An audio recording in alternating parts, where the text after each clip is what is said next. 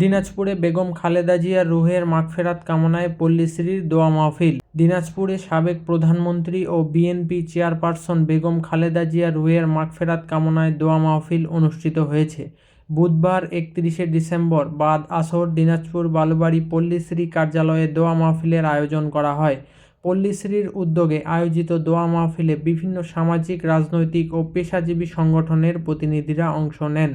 দোয়া মাহফিলে উপস্থিত ছিলেন পল্লীশ্রীর নির্বাহী পরিচালক শামীম আরা বেগম, প্রোগ্রাম ম্যানেজার সৈয়দ মোস্তফা কামাল খোকন, সেলিম রেজা ও Shamsun Nahar, finance and admin কর্মকর্তা Humayun Kabir, HR in charge Shamima Begum poppy.